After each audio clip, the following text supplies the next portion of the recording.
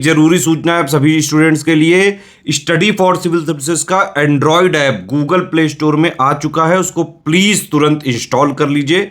और अगर आप स्टडी फॉर सिविल सर्विसेज के सिर्फ ऐप से कोई भी कोर्स, कोई भी पीडीएफ परचेस करते हैं तो उसमें अप्लाई कूपन, अगर आप ज्ञान सर जो है आप उसमें अप्लाई करते हैं, ये कूपन कोड है, तो उसमें 20% फीस तुरंत माफ हो जाएगी, मतलब 20% डिस्काउंट तुरंत उसमें लग जाएगा।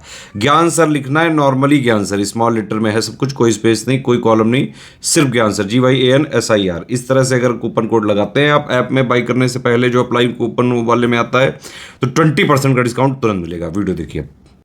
नमस्कार साथियों, स्वागत है आप सभी का स्टडी फॉर सिविल सर्विसेज में। ये क्लास है हमारी हिस्ट्री की, और हिस्ट्री में जो टॉपिक हमारा चल रहा है वो है स्टोन एज। स्टोन एज की ये लास्ट क्लास है, और आज की क्लास में हम डिस्कस करेंगे नियोलिथिक एज, जिसे हम कहते हैं नवपाषाण काल। तो आज हम नवपाषाण काल की बात करेंगे। इससे पहले हम पुरापाषाण और मध्यपाषाण को पढ़ चुके हैं। मैंने लास्ट क्लास में भी आपसे डिस्कस किया था कि नवपाषाण काल, मध्यपाषाण काल और पुरा में जो बेसिक अंतर है वो है हथियारों को बनाने, औजारों को बनाने को लेकर। और जो सबसे इम्पोर्टेंट चीज़ है वो है ये कि पुरापाषाण काल में व्यक्ति जो है पूरी तरीके से शिकार पर आश्रित था और खाद्य संग्राहक था। मध्यपाषाण काल में हम बात करेंगे तो मध्यपाषाण काल में भी मनुष्य शिकारी और खाद्य संग्राहक रहा, लेकिन मध्यपाषाण काल में व्यक्ति ने पशुपालन करना शुरू किया। उसी प्रकार से अगर हम नवपाषाण काल में आ जाएंगे तो नवपाषाण काल की जो बेसिक विशेषताएं हैं वो मैं आपको पहले बताता हूँ। पहली विशेषता है ये कि नवपाषाण काल में व्यक्ति जो है खाद्य उत्पादक हो गया, यानी अब उसने खेती करना शुरू कर दिया, खाना उगाना शुरू कर दिया। इससे पहले खाना नहीं उगाता था, खाना इकट्ठा करता था। दूसरी जो सबसे इम्पोर्टेंट चीज़ रही वो है ये कि इस युग में आग का इस्तेमाल शुरू हुआ, आग का यूज इसमें शुरू हो गया। और तीसरा ये है कि इसी युग में इंसान ने पहली बार बस्तियां बनाई और एक प्रकार से उसने एक जगह बसना शुरू किया। ये बेसिक बात है, ठीक है। और हम देखें अगर नवपाषाण काल में तो पहिए का आविष्कार भी इसी युग में हुआ है। अब फैक्ट देख लेते हैं। ले मेजुरायर ने 1860 में उत्तर प्रदेश के इलाहाबाद में स्थित टोंस नदी घाटी में पालिशदार सिल्ट प्राप्त करके नवपाषाण काल की खोज की। घिसाईदार, चोंचदार और पालिशदार औजारों का उपयोग इसी काल में किया गया।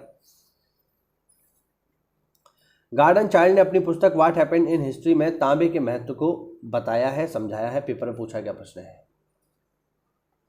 वर्तमान काल से 80,000 से 1 लाख वर्ष पुराने आधुनिक मानव के अवशेष बोरनियो की गुफा से प्राप्त हुए हैं।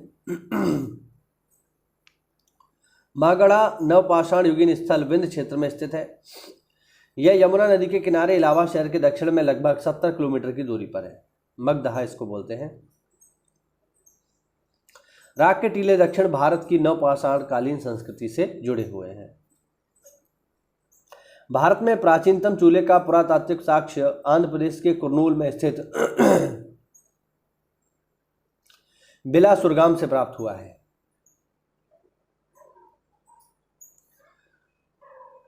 अग्नि के आविष्कार का श्रेय होमो इरेक्टस को दिया जाता है। हालांकि व्यापक प्रयोग होमो निएंडरथैलेसिस मानव ने किया था। मृतकों का अंतिम संस्कार करने वाला पहला मानव होमो निएंडरथल था, जबकि आधुनिक और प्रज्ञ मानव होमो सैपियंस को माना जाता है।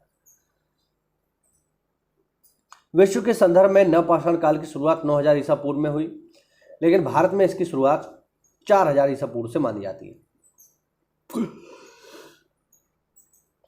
नवपाषाण काल का सबसे पहला प्रयोग जॉन लुबाक ने 1865 में अपनी पुस्तक प्री हिस्ट्री टाइम्स में किया था। इस फैक्ट को हम पहले भी पढ़ चुके हैं। गार्डन चाइल्ड ने नवपाषाण ताम्रपाषाण संस्कृति हेतु अन्न उत्पादक संस्कृति और नवपाषाण क्रांति जैसे शब्दों का इस्तेमाल किया। गार्डन चाइल्ड एक ऑस्ट्रेलियाई पुरातत्वविद थे। इन्होंने लोहे को जनतांत्रिक धातु कहा। ये फैक्ट याद रखना, ठीक है। बसूली, छेनी, छेद वाला गोल पत्थर नवपाषाण युग से संबंधित है।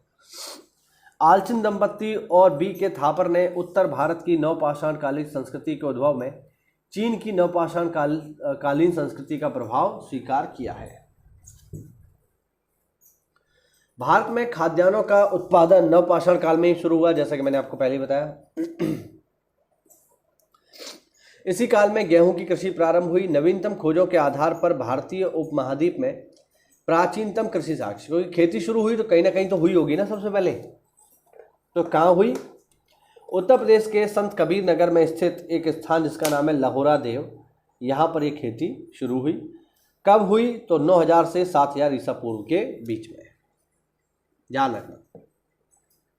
आगे देखिए, मिर्जापुर में बेलन और अदवा नदी के संगम पर स्थित टोकवा स्थल से भी 6000 ईसा पूर्व के कृषि साक्ष्य प्रकाश में आए हैं। चीन यांगत्सी नदी घाटी क्षेत्र में लगभग 7000 ईसा पूर्व चावल उगाया गया था। मक्का का प्रथम साक्ष्य मैक्सिको में पाया जाता है, बाजरा चीन में, सोरगम पूर्वी अफ्रीका में, राई दक्षिण पूर्व एशिया में तथा जौ यूरोप में सबसे पहले उगाया गया था, ध्यान रखना।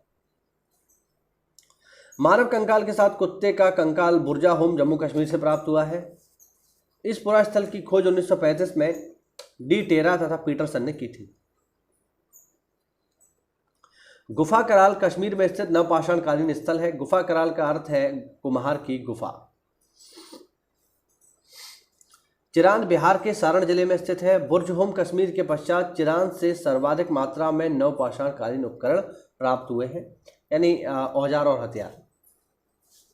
यहाँ से हड्डी के अनेक उपकरण प्राप्त हुए हैं। नवपाषाण कालीन पुरास्थल से राख के टीले कर्नाटक में मैसूर के पास बेल्लारी जिले में स्थित संगनकल्लू से प्राप्त हुए हैं। पिकलीहल में भी राख के टीले मिले हैं। आग का उपयोग नवपाषाण काल की महत्वपूर्ण उपलब्धि थी, जैसा कि मैंने आपको स्टार्टिंग में ही बताया। ठीक, धातुओं में सबसे पहले तांबे का इस्तेमाल हुआ, ध्यान रखना। ठीक, सबसे पहले। और ताम्रपाषाण का अर्थ है कि ऐसी सभ्यता जो तांबे और पत्थर दोनों का इस्तेमाल कर रही है। भारत में ताम्रपाषाण युग की बस्तियां दक्षिण पूर्वी राजस्थान, पश्चिमी मध्य प्रदेश, पश्चिमी महाराष्ट्र और दक्षिण पूर्वी भारत में पाई जाती है।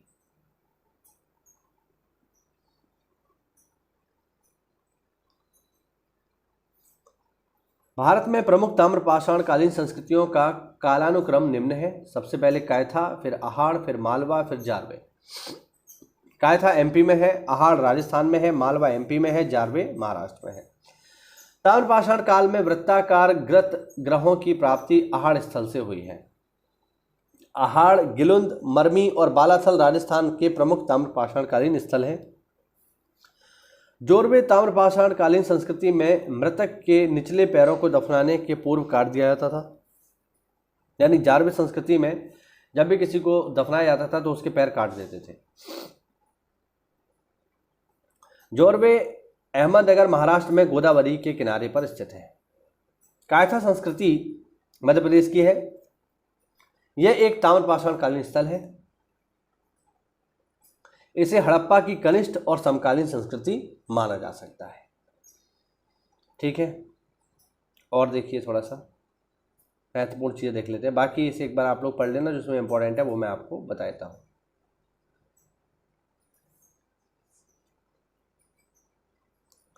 गणेश्वर सभ्यता राजस्थान के सीकर जिले में कंताली नदी के उद्गम पर स्थित है। यह सभ्यता 2800 ईसा पूर्व में विकसित हुई थी। यह ताम्रयुगीन संस्कृतियों में सबसे पुरानी है, इसीलिए इसे ताम्रयुगीन संस्कृति की जननी कहा जाता है। इसके प्रमुख स्थल अहाड़, गिलुंद, मरमी और बालाथल हैं। ठीक है, आगे देखिए। पश्चिमी मध्य प्रदेश में मालवा, कायथा, एरण और नवदा टोली प्रमुख स्थल है। नवदा टोली मध्य प्रदेश का प्रमुख ताम्रपाषाण कालीन पुरास्थल है जो इंदौर के निकट है। पश्चिमी महाराष्ट्र के प्रमुख पुरास्थल है अहमदनगर जिले में स्थित जोरवे, नेवासा, दैमाबाद। पुणे जिले में स्थित चंदोली, सोनगांव, इमामगांव, प्रकाश और नासिक। ये सभी पुरास्थल जोरवे संस्कृति के हैं। आगे देखिए। इमामगांव में मातृ देवी की प्रतिमा मिली है जो पश्चिमी एशिया में पाई जाने वाली ऐसी प्रतिमा के समान है। मालवा और राजस्थान में मिली गरुड़ शैली में बनी मिट्टी की वृषभ मूर्तिकाएं ये सूचित करती हैं कि वृषभ धार्मिक पंथ का प्रतीक था। महाराष्ट्र में मृतक को उत्तर तथा दक्षिण शैली में, मतलब दक्षिण दिशा में रखा जाता था, किंतु दक्षिण भारत में पूर्व और पश्चिम दिशा में इनको रखते थे। ये सब वही जगह हैं जो हम ऊपर पढ़ चुके हैं। ठीक है, आगे लास्ट पॉइंट और देख लो इसमें। राष्ट्रीय मानव संग्रहालय, जिसका नाम बदलकर इंदिरा गांधी राष्ट्रीय मानव संग्रहालय कर दिया गया है, भोपाल एमपी में है। यह भारत सरकार के संस्कृति विकास विभाग के अधीन स्वायत्त शासी संगठन है। सबसे ज़्यादा संख्या में ताम्र संचय मध्य प्रदेश के गुनगेरिया से प्राप्त हुआ है। आगे देखिए साथियों, ये मैप है जिसमें ताम्रपाषाण काल और नवपाषाण काल के प्रमुख स्थलों को दर्शाया गया है। देख लीजिए, यहाँ पर आप देख सकते हैं, ये है बुरजाहोम, ये है मेहरगढ़, ये है चिरांद। ठीक है, ये सब देख लो।